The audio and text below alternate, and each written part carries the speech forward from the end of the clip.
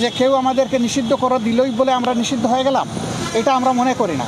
কারণ শেষের দিকে সরকার এমন অনেক ভুল কাজ করেছে যেটার মাসুল হয়তো এই দেশবাসীকে দিতে হবে, সরকারকে তো দিতেই হবে। কোনো কোনো দেশ এখানে জড়ায়ে পড়ছে বিশেষভাবে, সেই দেশেরই বিবেকবান মিডিয়াগুলো এখন তার প্রতিবাদ করছে যে এটা অসত্য। যেভাবে বাংলাদেশের ব্যাপারে পরিবেশ তৈরি করা হচ্ছে, ভীতি সৃষ্টি করা হচ্ছে, বাংলাদেশের পরিবেশ এমন নয়। পার্টিকুলারলি আমাদের দলের নাম নিয়েও সেখানে এখন ভারতের গুরুত্বপূর্ণ ব্যক্তিরা তারা পোস্ট এডিটোরিয়াল লিখছেন যে কোথায় তাদেরকে অভিযোগ দিচ্ছেন আপনারা, তারা তো লাঠি হাতে মন্দির পাহারা দিচ্ছে, যারা মন্দির পাহারা দিচ্ছে তাদেরকে কেন আপনারা অহেতুক ব্লেম দেন? এভাবে তারাই এর প্রতিবাদ করছে, আমাদের প্রতিবাদ করার দরকার পড়ছে না। বিবিসির বিশ্লেষণ আপনারা দেখেছেন যে বিভিন্ন ফেক বিষয়গুলো তারা তুলে এনেছে তাদের মিডিয়ায়। বিবিসি তো আর বাংলাদেশের মিডিয়ার মতো আমরা বলতে পারবো না যে কারো দ্বারা চাপের মুখে পড়ে তারা এটা করেছে, আমরা তো তা বলতে পারবো না। এরকম কোনো চাপও নাই তাদের উপরে, তারা কারো চাপের পরোয়াও করে না। তা আমাদের অনেক সময় চাপে বিভিন্ন অবস্থা সৃষ্টি হয়ে যায়, তারা তো ওরকম না।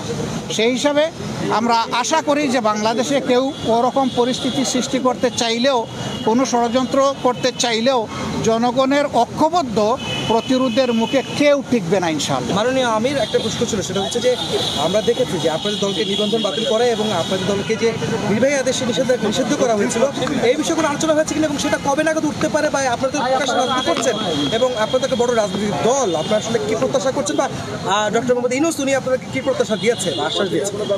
আসলে দেখেন, আমরা এখানে দলীয় দাবি দাওয়া নিয়ে আসিনি, আমরা এসেছি জাতীয় স্বার্থের বিষয়টা আলোচনা করতে।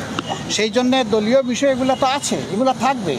আর বড় কথা হচ্ছে যে কেউ আমাদেরকে নিষিদ্ধ করে দিলই বলে আমরা নিষিদ্ধ হয়ে গেলাম, এটা আমরা মনে করি না। কারণ শেষের দিকে সরকার এমন অনেক ভুল কাজ করেছে যেটার মাসুল হয়তো এই দেশবাসীকে দিতে হবে, সরকারকে তো দিতেই হবে, এটার বুঝাই দেশবাসীকেও টানতে হবে। সেই রকমই একটা বিষয়। আন্দোলন যখন তুঙ্গে, তখন আন্দোলনকে ডাইভার্ট করার জন্য জামাতে ইসলামীকে হঠাৎ করে নিষিদ্ধ ঘোষণা করে দেওয়া হলো। এটা সারা জাতি এই মতলব বুঝে, জাতি এটা গ্রহণ করে নাই বলেই আলহামদুলিল্লাহ রাষ্ট্রের সকল গুরুত্বপূর্ণ স্তরে এখন জামাতে ইসলামী সহযোগিতা করে যাচ্ছে এবং রাষ্ট্র আমাদেরকে অনুরূপ করছে। আমরা এইটাকেই যথেষ্ট বৈধতা মনে করি, এর চাইতে বড় বৈধতার আমাদের প্রয়োজন নয়। রাষ্ট্রীয় পরিচালনার ক্ষেত্রে আপনারা কোনো পরামর্শ দিয়েছেন কিনা, কোন জিনিসগুলোকে বেশি প্রাধান্য দেওয়া? আমরা আমাদের সঙ্গত জায়গা থেকে যেটা বুঝি সব দিয়েছি। সরকার আস্থা কেন রাখবো না? এটা তো জনগণের বিপ্লবের সরকার। আমরা এখনই আস্থা হারিয়ে ফেলার মতো তো কোনো জিনিস আমরা দেখছি না। Thank you very much.